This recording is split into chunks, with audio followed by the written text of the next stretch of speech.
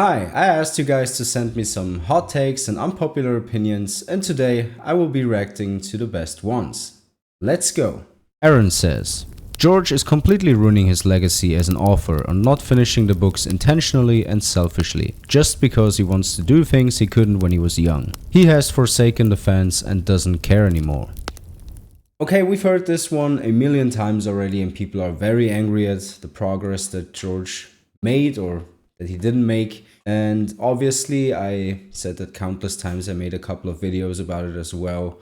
I understand the frustration, but I don't think that he would intentionally leave his magnum opus behind. If anything, if he didn't care, he could just release some wacky version of Winds of Winter and make even more millions. So I don't see the logic in that. It is true, George did grow up in poverty, and he finally has the fame, he has the glory, he has the money, he can do whatever the hell he wants. And who the hell would blame him for it? I mean, what would you do? If you were offered a job that, enable you to go on trips, you could go anywhere around the world, and you could really make your life worth living, what would you do? So you see, this is the thing about the internet. People are talking about, in this case, an old man in a way that they would never do it in real life. So yeah, again, I get the frustration. I think, if anything, you should direct this question more at his legacy. You could definitely discuss that, and we will on the podcast very soon. But, I don't think this is a selfish decision. I just think he's struggling really bad. And if you're frustrated with that, as I am, then that is absolutely fine. But, I don't see this as greed or being selfish, because he would make more money if he would release something. Moving on. The Dragon Demand says, Adam and Alan of Hall are Laenor Velarion's bastard sons. That one is really interesting, and it really caught my attention in season 1 when both Laenor and Rhaenyra were talking at Driftmark, at the beaches where they had the scene prior to their marriage, when they were talking about how Laenor tried, not for a lack of trying or something along those lines. He said, so he obviously had sex with a woman before, which of course would make this possible, that he has bastard sons. It would also solve all the unanswered questions that we would ask if Corlys would be the father of Adam and Alan, because of course, being a dragon rider later on, Adam being a dragon rider later on, raises a few questions. How is he able to do that? How do the Targaryens in general do it? Netto seems to have tricked a dragon, so that might be possible, but still it would be way easier with Laenor being the father, because he's a dragon rider. Rhaenys before him, his mother is a dragon rider, and yeah, but still, I think it's Corlys. I think Corlys Velaryon is the father of both Adam and Alan. In House of the Dragon, the casting choices that they've made for both Adam and Alan also lead me to believe it's all but confirmed at this point. It's also interesting that Alan is going to be played by an actor that is around 30. So I guess they would probably make him older in the show as well, so they can work around Corlys cheating on Rhaenys. The portrayal of these two characters, of their bond and relationship, is very wholesome and lovely in the show so far. And I think they might want to keep that and don't take it away from him by making him a cheater. So yeah, I think it's Corlys, and I think it's gonna be Corlys in House of the Dragon as well. Phil Hug says, D&D have many faults, but the one thing I think they did better than the season 1 writing team of House of the Dragon is executing Spectacle. It could be just that. By the time they had to start making stuff up, they had 4 or 5 seasons of practice first. I definitely disagree here. David and Dan structured entire seasons around Spectacle. Take season 7 for example, and the illogical plan to steal a white dragon to convince Cersei, of all people, to gain the Lannister army, the same Lannister army that fought in the War of the Five Kings, and the same Lannister army that got yeeted by Daenerys during the Spoils of War episode. So yeah, that was really only there for them to be able to give the Night King a white dragon. That was all structured on that. And then think about House of the Dragon in comparison. Sure, the big spectacle for a lot of people would have to be the fight above Shipbreaker Bay between Aemond and Lucerys, but the scene that really stuck with a lot of people was a scene about an old, dying man entering a room full of people. That was the scene that really took House of the Dragon to another level. The emotional weight of that scene made it a spectacle. And that is the difference between David and Dan and Condal and his team. David and Dan cared about spectacle and they didn't care about how they would achieve this spectacle. Whereas Condal and his team created spectacle by making us care about these characters and just making us invested in their storylines. Viserys slowly walking and entering the throne room would not have worked if you didn't care about him. So yeah, that's just my opinion. Sneal says, Cersei is not a great villain, let's be honest. Some fans rank her up to the likes of Tywin and Littlefinger for some reason. Well, I don't know if she should be considered as a villain in the traditional sense. She kinda is, but at the same time, with us being able to really read her thoughts and, POV, I would never compare her to Tywin for the simple fact that she does it herself all the time.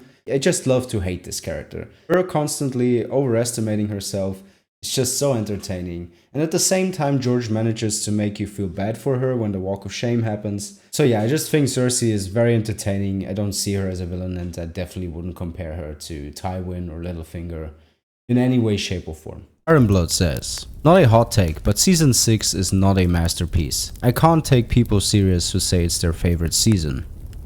Oh boy, do I agree. One thing that season 6 will always have is that it did something that was never done before in terms of production value. It was pretty much the first time that I was watching a show and I was, I got to see something that I would only ever get to see in movies. So for that, I will always appreciate that. But the story is basically just a repetition of season 5. There's still some sort of battle of ice in the north. Cersei is still dealing with the Faith militant. Jaime's just roaming around the Riverlands. They just decided to go back to a Feast for Crows to adapt some of the Riverlands plot. And of course, Arya is still not back in Westeros. I was just very frustrated with the way they went about Samwell's storyline, because that was the one that I was looking forward to the most. I was expecting to get a lot of answers there that I did not yet get in the books, because, George is taking his sweet time. But what I got was just so incredibly stupid and so disappointing. The way Gilly found out about Rhaegar and Lyanna. There was opportunity there to finally do something more with mystical, the magical things, and of A Song of Ice and Fire, Glass Candles, or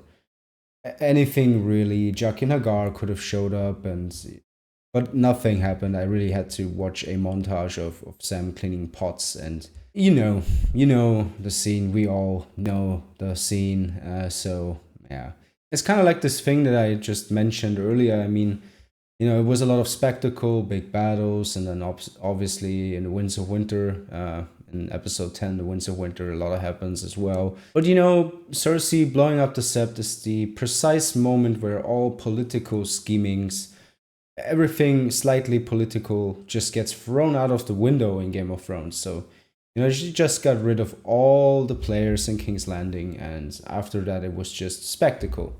And that is, as I said, not the kind of thing that I was here for. Definitely agree, but man, each to their own, like whatever you like. I'm never trying to take away your enjoyment. I'm just telling you how I feel about it. The Green Dread says, House of the Dragon episode 9 was Game of Thrones season 7/season 8 quality. If we only take the scene of Rhaenys killing the civilians, then maybe, but definitely not the entire episode. The episode, I think, does a great job at setting up the Greens characters. I love the way they separated episode 9 and 10 by both fractions. I think Aegon really shines in this episode. They've done a really good job with that. I really liked the Green Council as well. I liked a lot of Aemond in this episode. So overall, I think the episode was good, and I think it was a good episode apart from that very last moment, which is a funny thing that happened a couple of times in House of the Dragon season 1. They seem to have a lot of worries about the episodes maybe being a bit too boring for the general audience. I think the episode is filled with a lot of great dialogue as well. Like that scene that Rhaenys has with Alicent. And just in general, I don't think this one deserves to be ranked anywhere near season 8 of Game of Thrones. I don't think it deserves that, and we will see how Rhaenys killing the civilians will later impact the story. I'm still hoping for something to happen because, you know, I didn't like that scene either. Alexander says, Aegon II is the rightful king of Westeros. Oh, I gotta be careful now.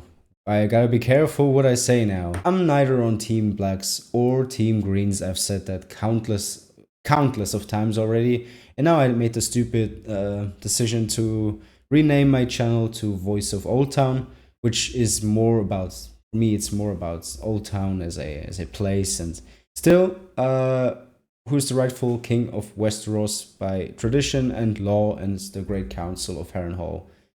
It is Aegon. It is Aegon. Please don't kill me. I'm not a Green supporter.